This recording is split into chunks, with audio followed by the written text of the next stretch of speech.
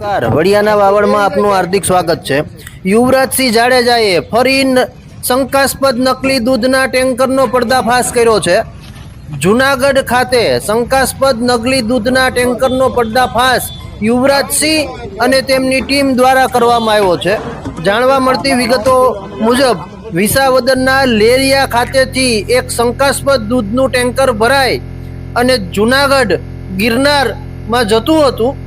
એ ટેન્કરને જૂનાગઢ ખાતે રોકાવી police station લઈ જઈ અને તેના શંકાસ્પદ દૂધના જથ્થાને સોંપવામાં આવ્યો છે। ફૂડ વિભાગના અધિકારીઓ દ્વારા એનું સેમ્પલિંગ કરવામાં આવ્યું છે અને ફરીથી યુવરાજસિંહની ટીમે સૌરાષ્ટ્રના અમરેલીના વડિયાના હનુમાન ખીજડીયા બાદ જૂનાગઢમાં નકલી શંકાસ્પદ દૂધનો જથ્થો ઝડપવાનું કામ કર્યું છે। ચાલો જાણીએ યુવરાજસિંહ શું કહી રહ્યા છે આ બાબતે અને તેમની ટીમ શું કહી રહી છે આ બાબતે। મારું નામ યુવરાજસિંહ જાડેજા છે। છેલ્લા ઘણા સમયથી આપણે જોઈએ છીએ ગુજરાતની અંદર નકલીઓનો બેફામ રાફડો ફાટ્યો છે। આજથી થોડા સમય પહેલાં ગુજરાતની અંદર વડિયા ખાતેથી અમારા દ્વારા એક 10,000 લીટરનું ટેન્કર એટલે કે દૂધનું ટેન્કર છે એ પકડવામાં આવ્યું હતું। તેની અંદર જે નકલી દૂધ છે એ નકલી દૂધ સાબિત કરવામાં આવ્યું હતું અને એ નકલી દૂધનો ડિસ્ટ્રોય કરવામાં હતું।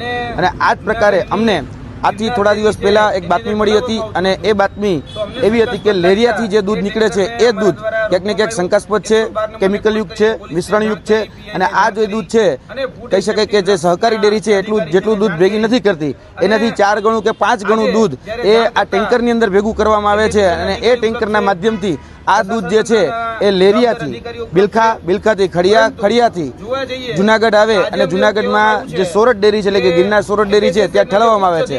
અને આ જે દૂધ જે જગ્યાથી ભરાય છે એના માલિક દેવાભાઈ ભરવાડ છે અને આ જે દૂધ જે છે એ અમને આજે શંકાસ્પદ લાગતા અમે જે કાળવા ચોકની બાજુમાં જે સરકારી લાઇબ્રેરી આવી છે ત્યાં આ ટેન્કરને અમે રોક્યું છે અને આ ટેન્કરને રોકી અને જે મુદ્દામાલ છે જે 112 ને કોલ કરી અહીંના પીઆઈને જાણ કરી એફએસએસના અધિકારીને જાણ કરી અને હાલ આ મુદ્દામાલ છે એ જૂનાગઢના સી ડિવિઝન ખાતે જપ્ત કરવામાં આવેલો છે અને હાલ અમે એફએસએસના અધિકારીને બોલાવી અને આની તપાસ કરીશું।